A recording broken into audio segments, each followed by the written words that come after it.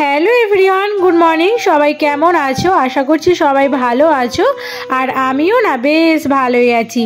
South 24 পরগনার গঙ্গাসাগরের ছোট্ট একটি গ্রাম থেকে আমি প্রিয়াঙ্কা চলে এসেছি তোমাদের জন্য আবারও একটি নতুন ভিডিও নিয়ে। এই সিম্পল হাউস ওয়েব চ্যানেলে নতুন মিষ্টি একটি ব্লগে তোমাদের সকলকে জানাই অনেক অনেক শুভেচ্ছা ও ভালোবাসা। তো চলো বন্ধুরা, আজকের দিনটা হলো বৃহস্পতিবার। ঘড়ির কাঁটায় এখন বাজে 7:30 নাগাদ। তো 7:30 থেকে আমি ব্লগটা শুরু করলাম। তো চলো আজকের ব্লগটা আশা করছি তোমাদের একটু হলেও ভালো লাগবে। তো বন্ধুরা, ভিডিওটি কেউ স্কিপ না করে ভিডিওটি পুরো কন্টিনিউ দেখতে থাকো এবং আমার সঙ্গে থাকো।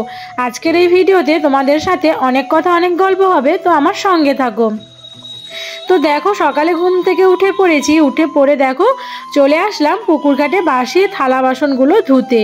আর এদিকে অনেকটাই রোদ বেরিয়ে গেছে। আর আজকে যেহেতু বৃহস্পতিবার, অনেক কাজবাজ রয়েছে, তো সেগুলো সারতে হবে। তো তার আগে আর ঘরের কোনো কাজবাজে এখনও হাত দেইনি। আগে সটাং চলে আসলাম পুকুর ঘাটে। পুকুর ঘাটে এসে দেখো মানে থালা বাসনগুলো মেজে নিচ্ছিলাম। আর কি কষ্ট জানো তো, এই নিচে এসে সকালে ঘুম থেকে উঠে এই ঠান্ডার মধ্যে, আবার পুকুরের জল কতটা ঠান্ডা, তোমরা তো যারা পুকুরে ইউজ করো তোমরা তো সকলেই জানো এই ঠান্ডা জলে সকাল সকাল থালা বাসন মাজা কতটা কষ্টকর। সেটা যারাই করে তারাই একমাত্র জানে, তাই না? তো কি করব বলো, কপালে যদি নিজের ঘর নাই বা থাকে তাহলে তো আর আমাদের কিছু করার নেই, তাই না? ওই একটা প্রবাদ বাক্য আছে না, কপালে নেই কো ঘি আর ঠকঠকালে পাবি কি। তো সেই রকম আমাদেরও অবস্থা হয়েছে, জানো তো। তো আমাদের মানে এই কথাটা আমাদের বাস্তবে কিন্তু মিলেই গেছে, জানো তো। আমাদের সঙ্গে সেম এইটাই হয়েছে। কি বলো তো, আমাদের কপালে যদি না থাকে যে মানে নিজের ঘর, তো আমরা চাইলেও কিন্তু কোনোদিনও কিছু করতে পারবো না। আমার কপালে যদি থাকে যে ভাড়া ঘর বা নিজের ঘর, তো আমার কপালে যেটাই আছে সেটাই কিন্তু হবে। তার থেকেও বেশি কিছু হবে না, আর তার থেকেও কিন্তু কম কিছু হবে না। তো যাই হোক, কষ্ট করে আমাদের দিনটা কিন্তু প্রায় চলেই যাচ্ছে, বেশ বলতে পারো ভালোই কাটছে। সেরকম কোনো কষ্টেই নেই যে বলবো না যে খুবই কষ্টে রয়েছি। মোটামুটি কেটেই যাচ্ছে, জানো তো, আমাদের দুজনের দিনটা। তো যাই হোক, বেশ ভালোই রয়েছি এই ভাড়া ঘরের মধ্যে। আর তোমাদের দাদা ভাই ও খুব ভালো মনের একজন মানুষ। তো তোমাদের দাদা ভাইয়ের মানে সাথে আমার দিনটা কিন্তু বেশ ভালোই চলেছে। আর তোমাদের দাদা ভাই তো মানে ওনার মতো মানুষই হয় না, খুব ভালো মনের একজন মানুষ। তো আমাকে কোনো কষ্ট পেতে দেয় না, এত কষ্টের মধ্যেও তাও আমাকে কিন্তু ও বেশ ভালোই রেখেছে। একটুও কষ্ট কিন্তু আমাকে মানে গেস করতে দেয় না, জানো তো, অনুভব করতে দেয় না যে এতটা কষ্টের মধ্যে আছি। আমার যথারীতি যেরকম টাইমে যা জিনিসপত্র লাগে আমাকে কিন্তু টাইম মতো আমার ঠিকঠাক যোগান দিয়ে যায়। কিন্তু কোনোদিনও অভাব জিনিসটা আমাকে বুঝতে দেয় না। নিজে যতটাই কষ্টে থাকুক কিন্তু আমাকে কষ্ট পেতেও কোনোদিনও দেয় না।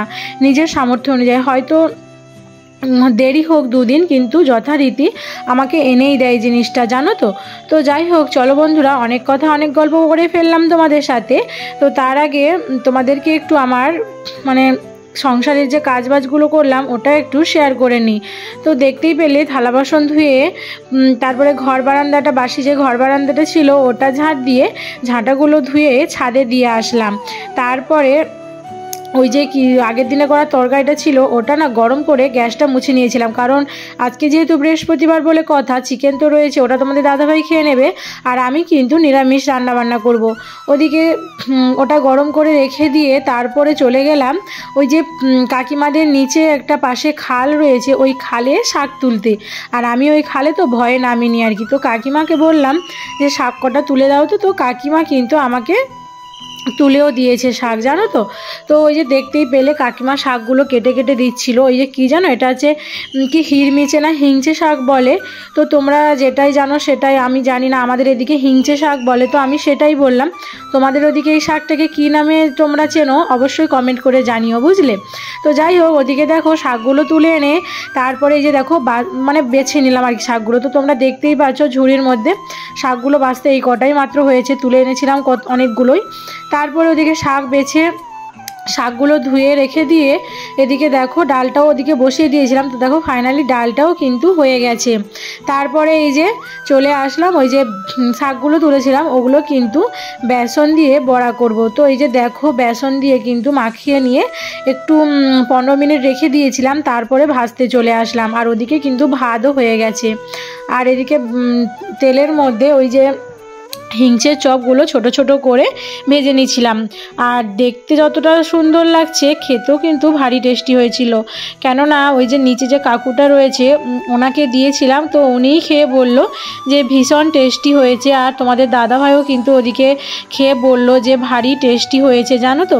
তো যাই হোক, আমারও কিন্তু খেতে বেশ ভালোই লেগেছে। এই ফার্স্ট টাইমই করলাম। তো আমার ব্লগে তো দেখেছো আমি কোনোদিনও এই শাক রান্না করিনি, এই ফার্স্ট টাইম করলাম, তাও আবার মানে হিংচের চপের বড়া আর কি।